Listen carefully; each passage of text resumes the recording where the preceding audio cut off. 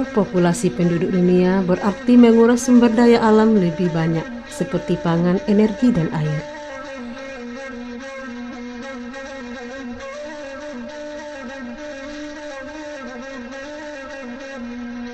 Kebutuhan pangan dunia terus meningkat, tetapi ketersediaan lahan pertanian terus menyempit akibat alih fungsi lahan untuk pembangunan sektor lain, seperti permukiman, industri, dan infrastruktur.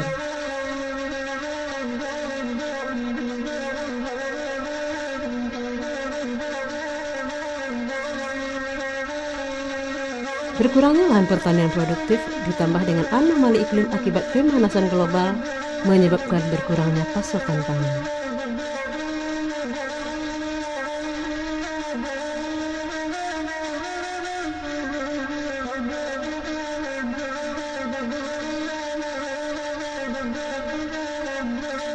Untuk memastikan kebutuhan pangan nasional yang diharapkan dapat berkontribusi kepada pemenuhan pangan dunia, maka hampir di seluruh belahan dunia menerapkan program ketahanan pangan. Program atau konsep ketahanan pangan menjadikan pangan sebagai komoditas. Konsep ketahanan pangan, hubungan antar aktor ekonomi bersifat kompetitif, rasional self-interest mekanistis, model produksi berupa pertanian industri, model perdagangan bersifat liberal, masuk ke dalam organisasi inti WTO.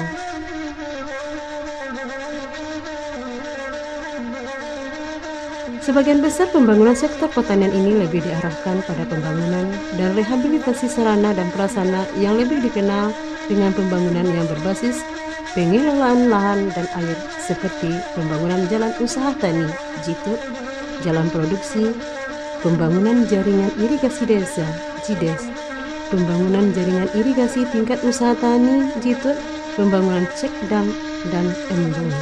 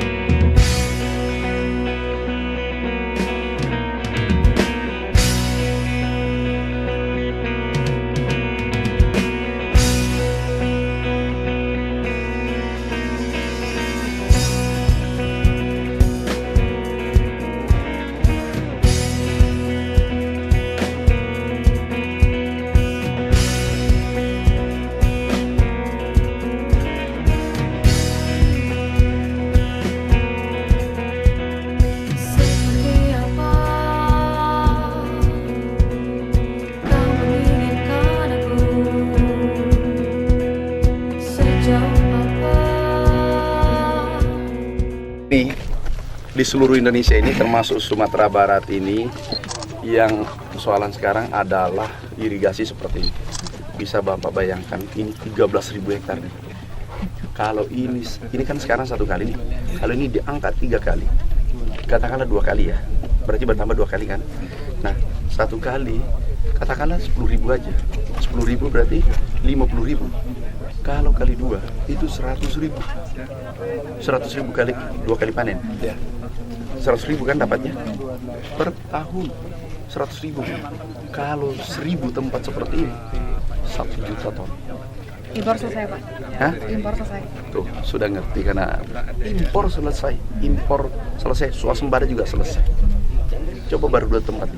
Tadi di sana di tempatnya ada juga 8.000 bendungan dengan Menteri PU, langsung saya telepon tadi, langsung iya, ini dikirim. Jadi insya Allah inilah faktor-faktor kunci produksi yang tidak pernah diperhatikan. Ini 20 tahun nggak diperhatikan. Sekarang baru kita mau harus kerja keras sekarang. 1 tahun 1 juta. Kalau persoalan 20 tahun bisa terjadi swasembada 3 tahun, Pak? Nggak kelamaan, Pak? Bisa kewujud nggak 2 tahun nggak, Pak? Jangan 3 tahun, janganlah dipancing saya menuju 2 tahun. Itu rahasia. Itu rahasia saya. Itu rahasia saya dengan Pak Bupati. 3 tahun, 4 tahun. Dia kan swasembada.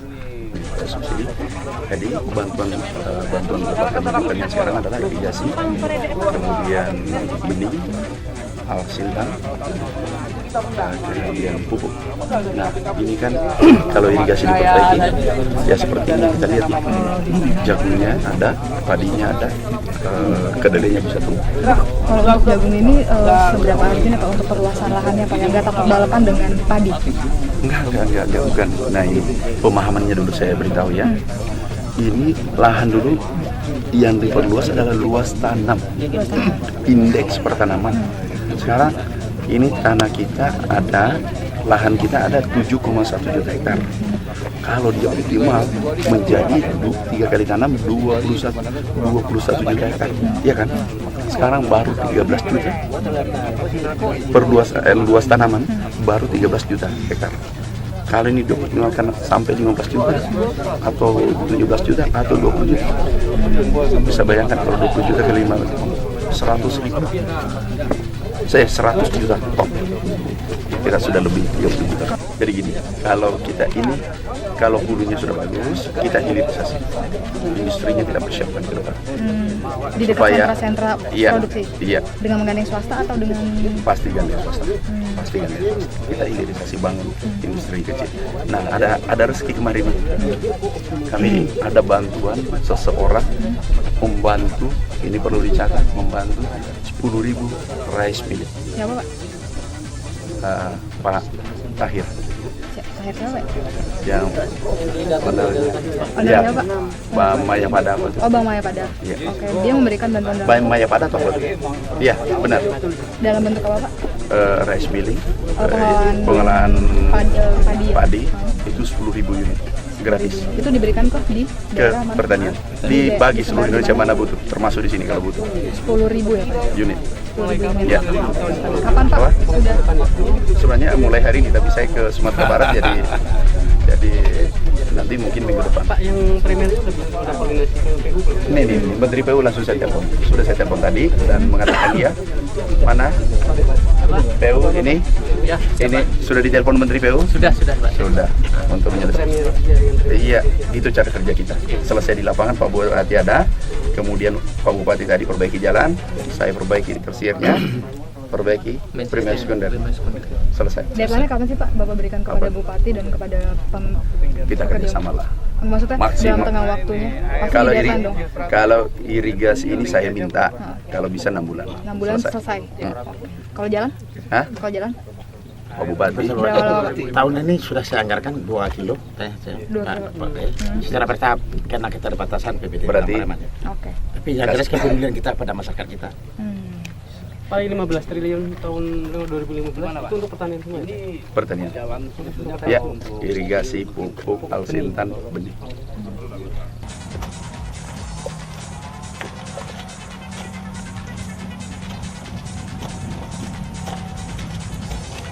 Pada program ketahanan pangan melalui peningkatan produksi padi sangat tergantung kepada berbagai faktor antara lain penerapan teknologi dan melalui kegiatan perluasan areal tanam dan pemanfaatan lahan terlantar.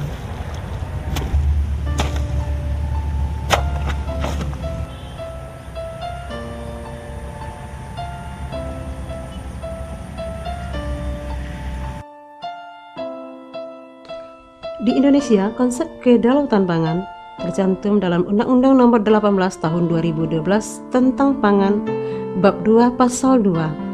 Penyelenggaraan pangan dilakukan dengan berdasarkan azas A. Kedaulatan.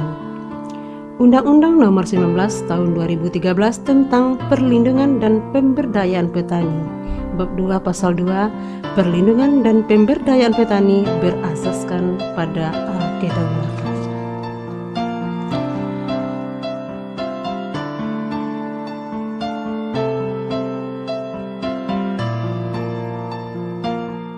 Kita mengetahui padi adalah komoditas strategis untuk masyarakat karena ini menyangkut dengan ketahanan pangan dari masyarakat sendiri.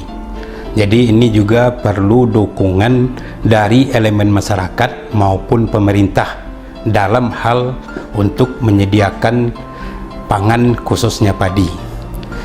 Sumatera Barat adalah merupakan salah satu provinsi penyangga untuk produksi padi. Dari 34 provinsi, Sumatera Barat adalah merupakan provinsi ke-16 yang mendukung untuk peningkatan produksi padi ini.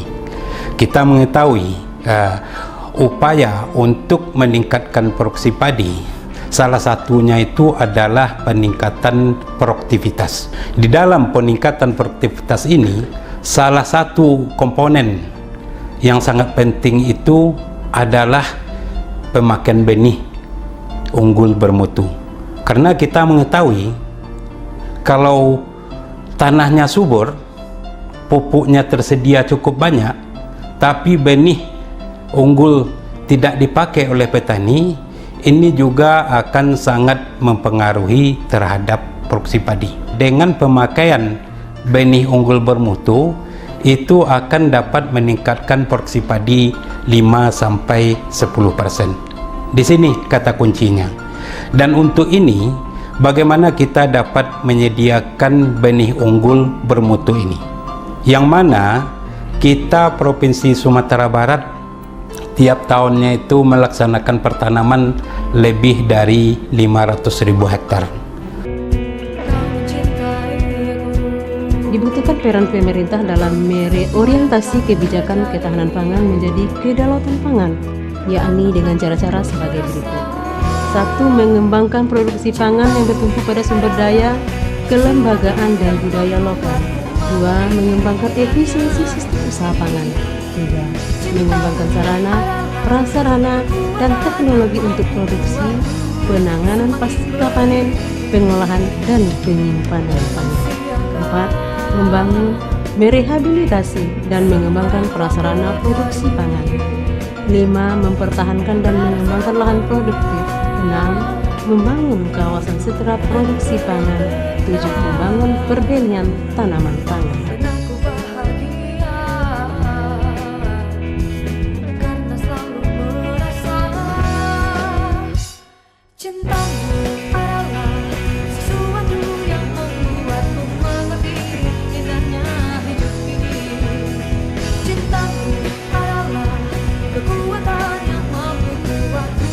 Dinas Pertanian Tanaman Pangan Provinsi Sumatera Barat menargetkan kenaikan produksi padi sebesar 5,1%.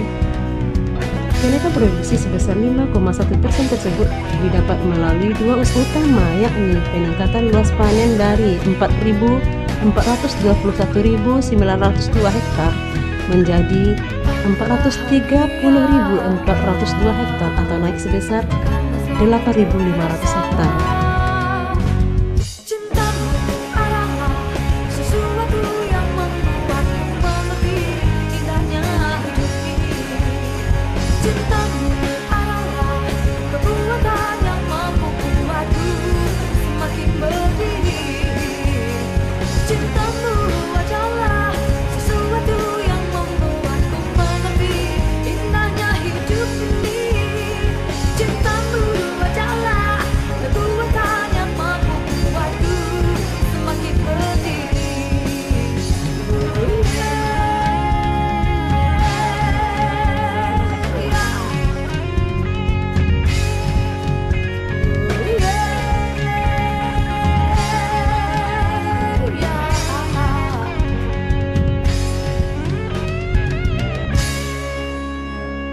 Untuk masalah pangan,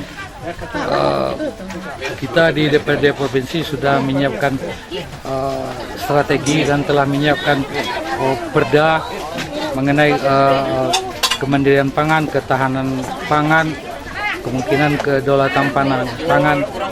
Jadi ke depan kita tidak perlu khawatir karena petani kita sudah diberi arahan dan kesadaran mereka bagaimana mereka bisa mempertahankan lahan yang produktif, dan kita membuat perda bahwa lahan-lahan produktif pertanian untuk tidak dibangun atau dialihfungsikan. 60% penduduk kita bekerja di sektor pertanian, maka dengan adanya kegiatan seperti ini diharapkan dapat memacu hasil swasembada pangan. Program 1000 desa mandiri benih sangat penting diterapkan dan harus dilakukan secara berkesinambungan.